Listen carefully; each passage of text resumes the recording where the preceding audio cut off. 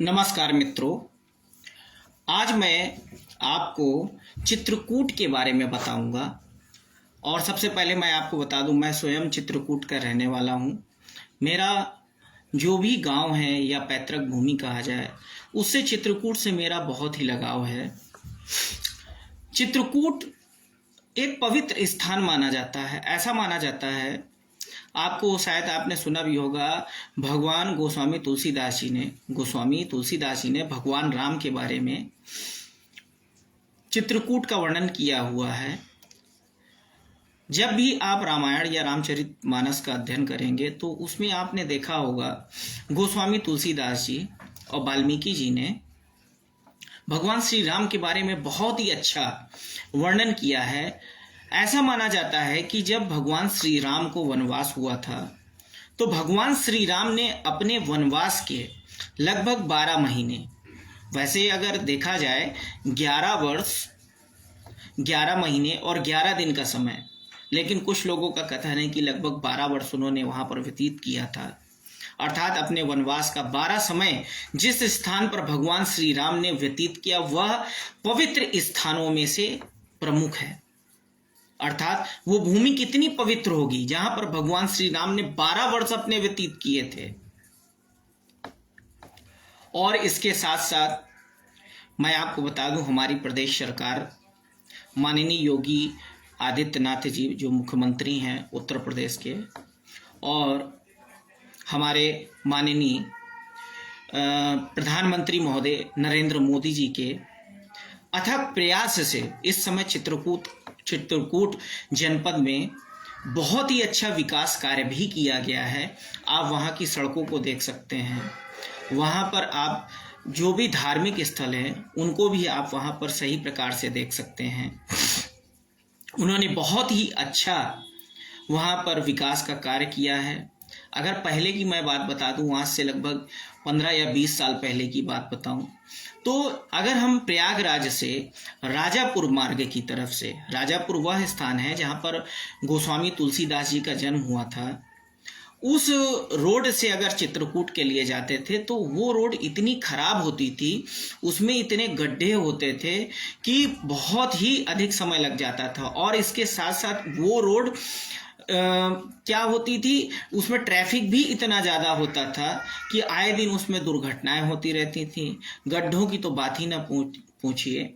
इसी तरह अगर आप इधर मऊ रोड की भी बात करेंगे तो वो भी आज से 20 साल पहले या 25 साल पहले इतनी ज़्यादा डेवलप नहीं थी। अब तो हाईवे बन गया है। ये सब हमारे माननीय प्रधानमंत्री जी एवं योगी आदित्यनाथ जी की मदद के कारण हुआ है और उनके विकास योजनाओं के कारण हुआ है, जो सबसे ज़्यादा विकास 15 सालों में आप देख रहे हैं चित्रकूट का। अब चर्चा कर लेते हैं कि चित्रकूट जाएं कैसे।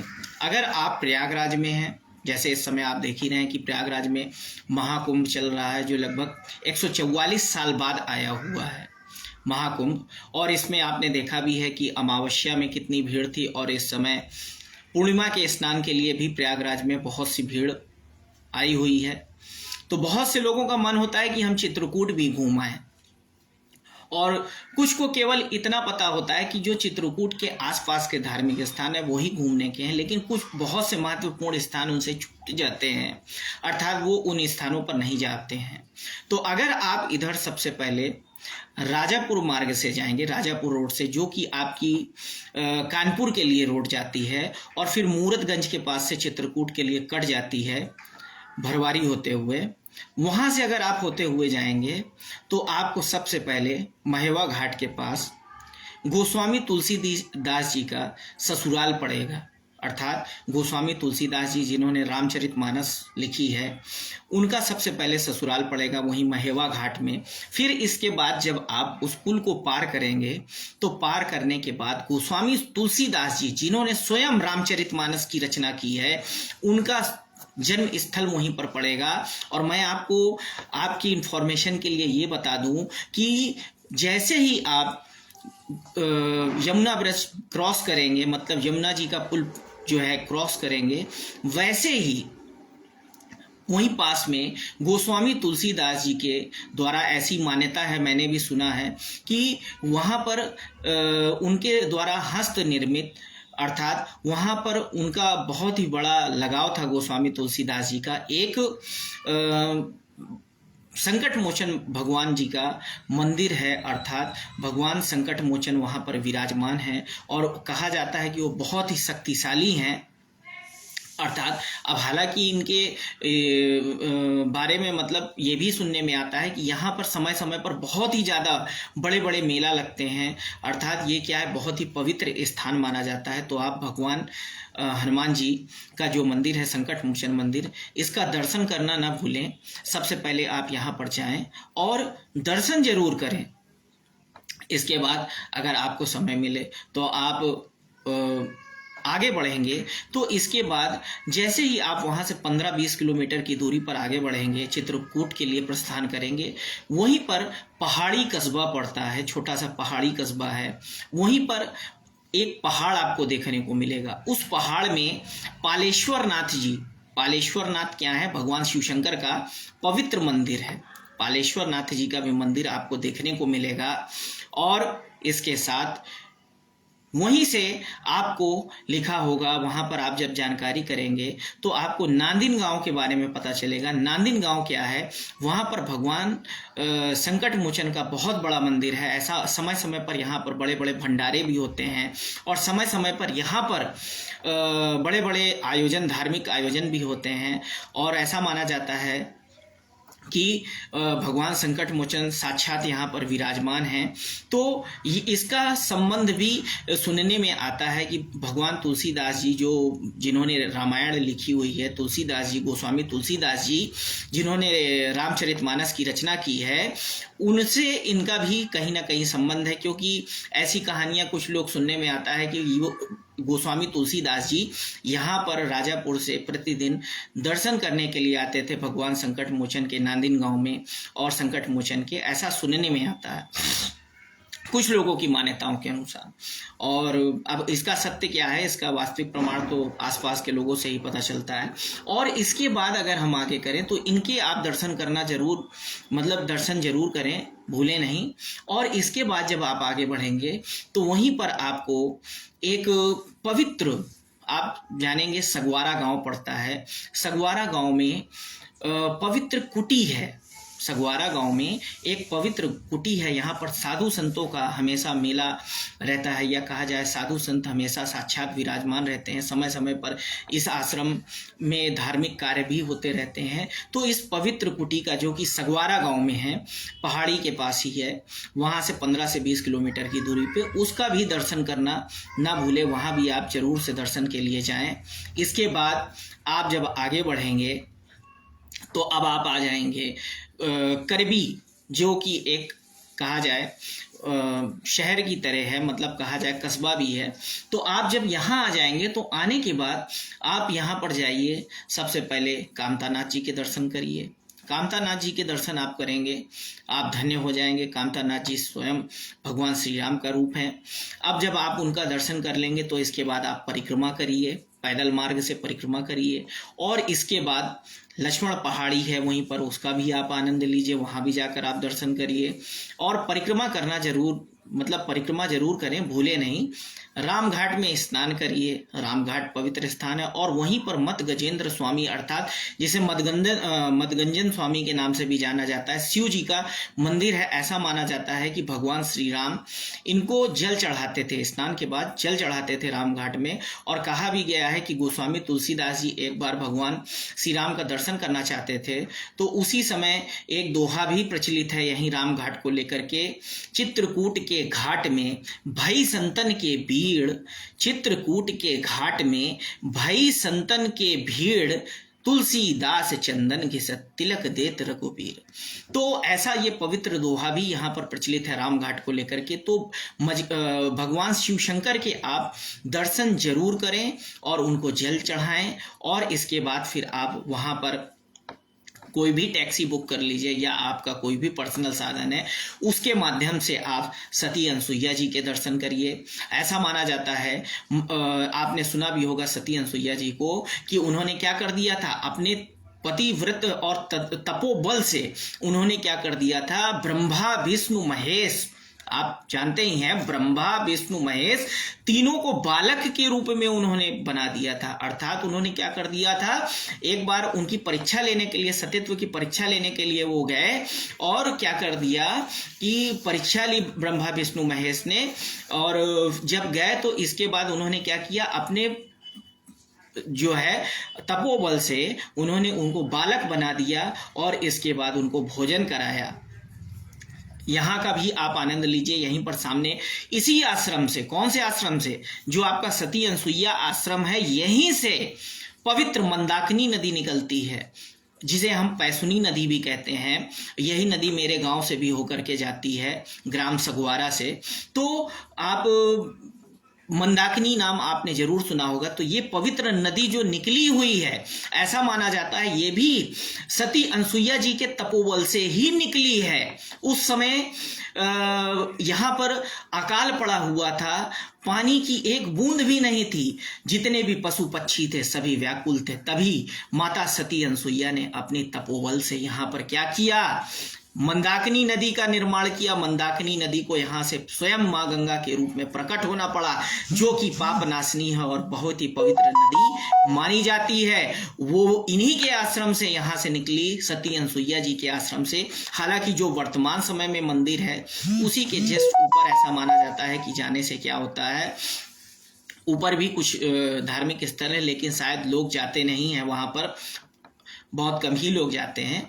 और लेकिन वहाँ पर क्या है, बहुत ही बड़ा जो मंदिर है आपका सती अनसुईया जी का, वहाँ पर आप जाएंगे, आपको भगवान श्री राम से संबंधित अंदर मंदिर में तरह तरह के कहा जाए झांकियाँ चित्र के रूप में देखने को मिलेंगी। और इसके बाद वहाँ जब आप जाएंगे तो माता सती अनसुईया को प्रणाम करिए और आशीर्वाद लीजिए। इसके बाद आप आ जाइए तो स्फटिक शिला चले जाइए। ऐसा माना जाता है कि स्फटिक शिला वह स्थान है जहाँ पर भगवान श्री राम स्वयं विराजमान थे और वहीं से उन्होंने इंद्र के पुत्र जयंत को बाण मारा था, ऐसा सुनने में आता है। हालांकि कि यहाँ पे जब आप जाएंगे तो आपको वहाँ पर एक शिला के रूप में मंदाकिनी नदी के किनारे शिला मिलेगी, उसमें पदचिन्ह भी आपको देखने को मिलेंगे और वहाँ पर जो भी पुजारी होंगे वो आपको संपूर्ण कहानी स्वयं आपको बता देंगे क्या कैसे करके। इस स्फटिक शिला के बाद जब आप आगे जाएंगे तो आप राम दर्शन कर लीजिए, जो कि वर्तमान समय में बनाया गया है, जहाँ पर रामायण से संबंधित और इसके साथ रामचरितमानस आदि सभी से संबंधित साक्ष्य भगवान राम से संबंधित सुंदर सुंदर चित्र और झांकियां आपको देखने को मिल जाएंगी। इसके बाद जब आप आगे बढ़ेंगे तो फिर इसके बाद आप भरतकूप चले जाइए। ऐसा माना जाता है कि भरतकूप पवित्र स्थान है और यहाँ पर क्या है, आपको मंदिर में दर्शन भी करने को मिल जाएगा। तो ये भी एक प्रकार का धार्मिक स्थान है। और इसी के पास में, अगर आप सभी ने सुना है जिन्होंने स्वयं रामायण लिखी थी, रामचरितमानस तुलसीदास जी ने लिखी थी, लेकिन जो आपकी रामायण थी वो वाल्मीकि जी ने लिखी थी। वाल्मीकि आश्रम भी यहीं पर है। और वाल्मीकि आश्रम जब आप जाएंगे तो वाल्मीकि आश्रम में आप देखेंगे वहां पर देवी जी का बहुत बड़ा मंदिर है। आप वहां पर जाइए, उसे लालापुर की अशावर माता के नाम से भी जाना जाता है और भी स्थानीय कई नाम है। आप वहां दर्शन करिए, माता से आशीर्वाद लीजिए और इसके बाद फिर आप अन्य छोटे छोटे स्थान वहां पर धार्मिक हैं जिनके बारे में आप स्थानीय लोगों से पूछकर अन्य स्थानों के भी दर्शन कर सकते हैं। और अगर आपने प्लान बना रखा है तो फिर इसके बाद आप वहां से माता मैहर, जिन्हें शारदा माता का नाम से जाना जाता है, वहीं से आप चले जाइए सतना के द्वारा। सतना होते हुए आप शारदा चले जाइए, शारदा माता के दर्शन कर लीजिए, अर्थात मैहर चले जाइए, शारदा माता में शीश झुकाइए और उनसे आशीर्वाद लीजिए। इसके साथ साथ यहीं पर लगभग आप जब आगे बढ़ेंगे तो लगभग 100-200 किलोमीटर की दूरी में खजुराहो भी एक प्रकार का स्थान है जहां पर आप मतंगेश्वर महादेव का मंदिर शिव जी का एक मंदिर है, बड़ा मंदिर है, और कंदरिया महादेव का भी मंदिर है। यहाँ आप जाकर खजुराहो में दर्शन कर सकते हैं। और इसके साथ आप वहीं से पन्ना चले जाइए। पन्ना आपने सुना होगा, पन्ना हीरो के लिए ज़्यादा प्रसिद्ध है, और यहीं पर एक बहुत ही पवित्र मंदिर भी है जो कि स्थानीय लोगों के द्वारा मान्यता प्राप्त है। और यहाँ पर आप जब जाएंगे तो आप इस पन्ना में जाकर के यहाँ दर्शन कर लीजिए। और इसके साथ साथ यहाँ पर नेचुरल पार्क भी है, आप वहाँ का भी आनंद ले सकते हैं। तो इस प्रकार जब आप महाकुंभ में प्रयागराज आएं तो इन सभी स्थानों के एक बार भ्रमण जरूर कर लें। और इसके बाद अगर जो बनारस जाना चाहते हैं, बनारस भी एक प्रकार का धार्मिक स्थान है। वो तो आप जानते हैं कि 12 ज्योतिर्लिंगों में से एक काशी विश्वनाथ जी स्वयं बनारस में विराजमान है। और जब आप बनारस में दर्शन करें तो बनारस में एक बार पहले गंगा मैया का स्नान कर लीजिए, और इसके बाद फिर जल लीजिए। जल लेने के बाद स्वयं काशी विश्वनाथ जो कि 12 ज्योतिर्लिंगों में से एक है, उनके दर्शन करिए। और इसके बाद वहीं पर भैरव बाबा जी का मंदिर है, जिसे नगर कोतवाल के नाम से भी जाना जाता है। अर्थात जो क्या होते हैं, भैरव बाबा कहा जाता है, कोतवाल के रूप में नगर के एक तरीके से विराजमान हैं। उनका दर्शन करना ना भूलें, उनको भी दर्शन करें और उनसे भी आशीर्वाद प्राप्त करें। और फिर इसके बाद आप वहीं पर दुर्गा जी का मंदिर है, आप वहाँ भी जा सकते हैं, जो कि बहुत ही प्राचीन शक्तिपीठों में से एक माना जाता है।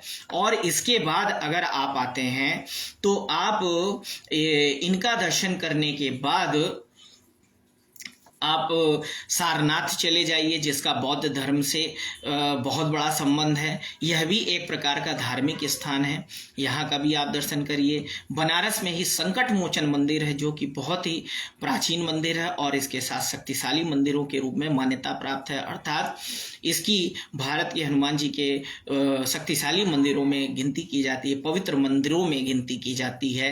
तो इन सभी के आप जा करके एक बार दर्शन कर सकते हैं, जो कि धार्मिक स्थान है। यहीं पर मिर्जापुर भी एक प्रकार का धार्मिक स्थान है।